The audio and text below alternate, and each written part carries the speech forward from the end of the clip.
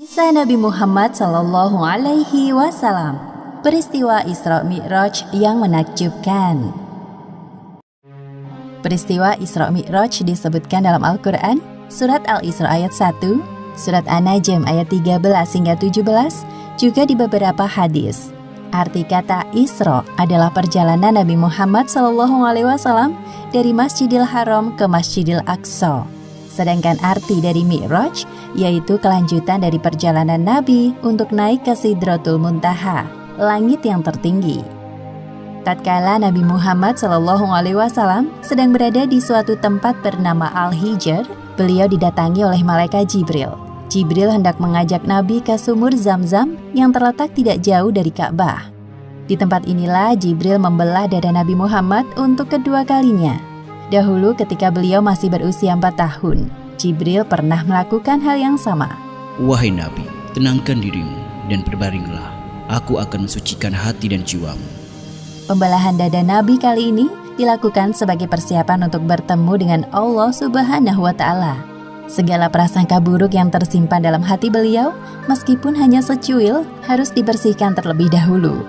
Ketika dirasa telah cukup, Jibril mengembalikan keadaan seperti semula, seolah-olah tidak terjadi apa-apa. Ketika Nabi membuka mata, beliau melihat ada seekor hewan menyerupai kuda, lengkap dengan pelana dan tali kekangnya. Hewan bernama buruk tersebut terakhir ditunggangi Nabi Isa sekitar 500 tahun yang lalu. Kecepatan buruk sejauh kedua mata memandang. Wahai buruk, sebaik-baik orang yang menunggangimu adalah Muhammad. Engkau sungguh beruntung kali ini.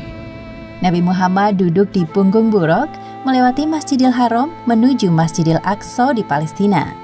Jibril mengajak Nabi untuk sejenak melupakan kota Mekah yang penuh masalah. Perjalanan pada malam hari inilah yang disebut peristiwa Isra. Sebagaimana yang disebutkan dalam Al-Quran, Surat Al-Isra ayat 1. Maha suci Allah yang telah memperjalankan hambanya pada suatu malam dari Masjidil Haram ke Masjidil Aqsa, yang telah kami berkahi sekelilingnya agar kami perlihatkan kepadanya sebagian tanda-tanda kebesaran kami. Sesungguhnya Dia Maha mendengar lagi Maha mengetahui. Buruk melesat dengan kecepatan tinggi. Sesampainya di Masjidil Aqsa, Nabi menambatkan buruk di sebuah besi dan berjalan memasuki masjid. Lalu beliau sholat 2 rakaat. Selepas sholat, malaikat Jibril membawa 2 buah minuman ke hadapan Nabi Muhammad. Gelas pertama berisi khamr dan satunya berisi susu. Wahai Muhammad, pilihlah salah satu di antara 2 minuman ini. Ternyata Nabi Muhammad mengambil gelas yang berisi susu. Wahai Muhammad, engkau telah memilih sesuai fitrah.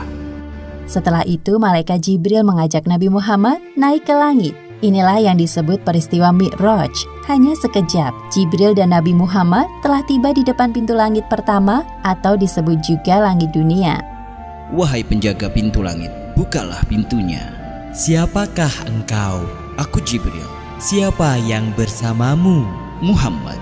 Apakah dia telah diutus kemari? Ya, Muhammad telah diutus. Malaikat penjaga pintu langit segera membukakan pintu dan menyapa Nabi Muhammad.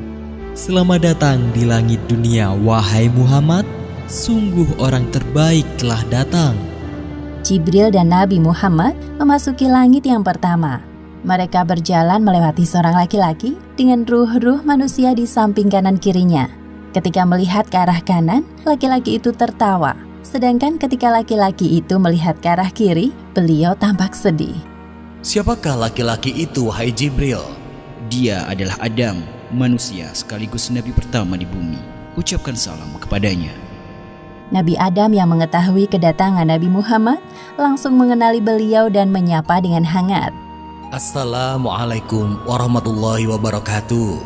Waalaikumsalam warahmatullahi wabarakatuh. Selamat datang, wahai putraku yang soleh. Malaikat Jibril menjelaskan penampakan para ruh di sekitar Nabi Adam kepada Nabi Muhammad.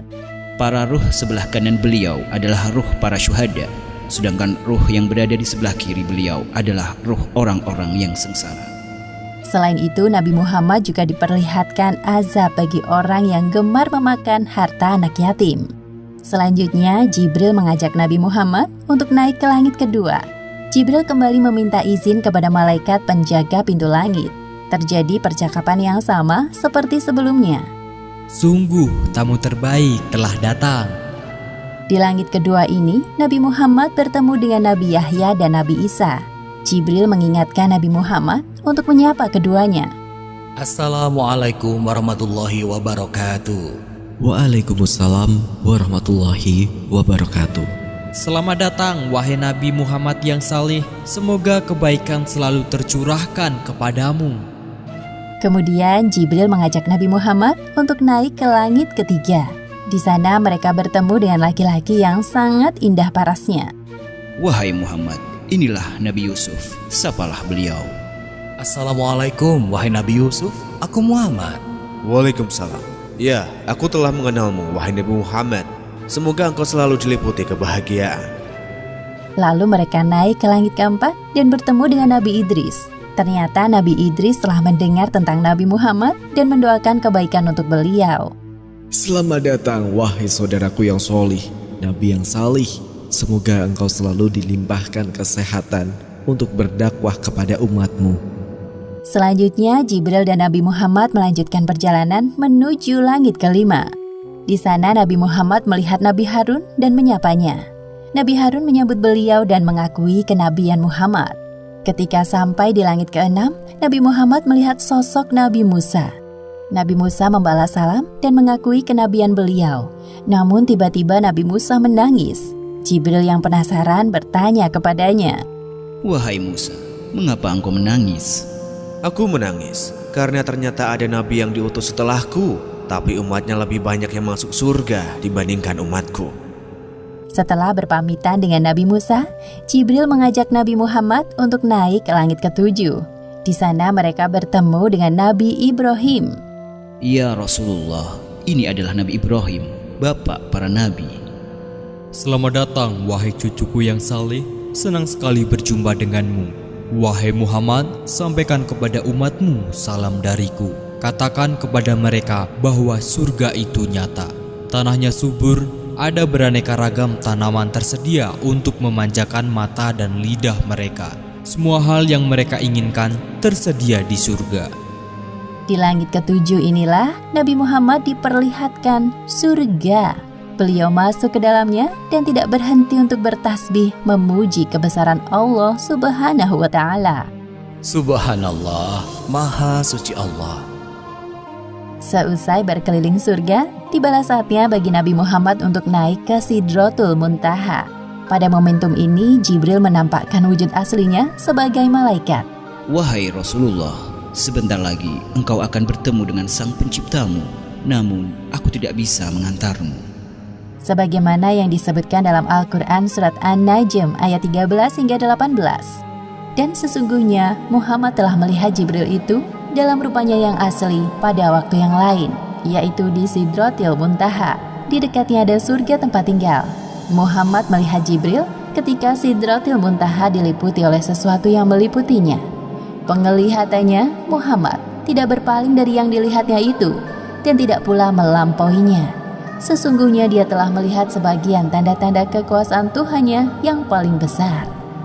Tiba-tiba Nabi Muhammad dinaikkan lagi menuju Allah Subhanahu wa Ta'ala. Tubuhnya mendekat kepadanya dalam jarak yang tidak jauh. Namun Nabi Muhammad tidak dapat melihat Allah Subhanahu wa Ta'ala secara langsung. Beliau melihat Allah Subhanahu wa Ta'ala dengan hatinya. Pada saat itulah Allah Subhanahu wa Ta'ala mewajibkan hambanya untuk sholat 50 kali sehari semalam. Setelah Nabi Muhammad menerima tugas dari Allah Subhanahu wa Ta'ala, beliau turun. Di langit ke-6, Nabi Muhammad berjumpa dengan Nabi Musa. Mereka saling berbincang. Wahai Nabi Muhammad, apa yang Allah perintahkan kepadamu? Sesungguhnya Allah Subhanahu wa Ta'ala mewajibkan kepada umatku untuk sholat 50 kali sholat sehari semalam. Kembalilah wahai Muhammad, mintalah keringanan kepada Allah. Aku yakin umatmu akan keberatan dengan hal ini. Nabi Muhammad mulai berpikir dan meminta pendapat Jibril, sedangkan Jibril menyetujui apapun keputusan Nabi. Akhirnya Nabi Muhammad kembali naik untuk menghadap Allah. Nabi Muhammad meminta keringanan untuk umatnya. Maka Allah Subhanahu wa Ta'ala meringankannya menjadi 10 waktu sholat. Kemudian Nabi Muhammad kembali ke langit ke-6 dan bertemu dengan Nabi Musa. Mendengar jawaban dari Nabi Muhammad, Nabi Musa menyuruh beliau untuk meminta keringanan lagi. Kembalilah kepada Robmu. Aku sangat yakin umatmu tidak akan sanggup melakukannya. Nabi Muhammad kembali menghadap Allah Subhanahu wa Ta'ala. Lalu Allah Subhanahu wa Ta'ala meringankan menjadi 5 kali waktu sholat. Nabi turun lagi ke langit ke-6. Di sana Nabi Musa telah menunggu Nabi Muhammad. Nabi Musa kembali menyarankan beliau untuk kembali meminta keringanan kepada Allah Subhanahu wa Ta'ala.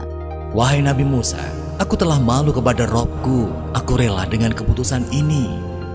Kemudian Nabi Muhammad berpamitan dengan Nabi Musa dan meneruskan perjalanan. Ketika itu terdengar suara dari langit.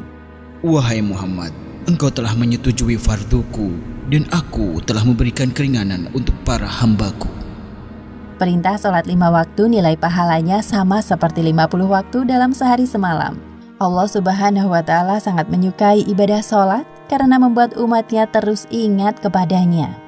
Serangkaian perjalanan Isra Mi'raj Nabi Muhammad akhirnya usai. Setibanya di Masjidil Aqsa, Malaikat Jibril menghadirkan para ruh nabi-nabi terdahulu untuk menjadi makmum sholat Nabi Muhammad. Setelah itu, Nabi Muhammad naik ke punggung buraq untuk kembali ke Mekah dan tiba di sana sebelum pagi hari. Demikianlah akhir kisah peristiwa Isra Mi'raj yang menakjubkan. Hikmah yang dapat kita ambil dari kisah ini diantaranya: pertama, peristiwa Isra Mi'raj merupakan sebuah penghormatan dan penghibur bagi Nabi Muhammad setelah ditimpa ujian yang bertubi-tubi, seperti ditinggalnya Abu Thalib, Khadijah, penyerangan penduduk Taif. Namun beliau berhasil melewati semua itu dengan sabar dan tawakal.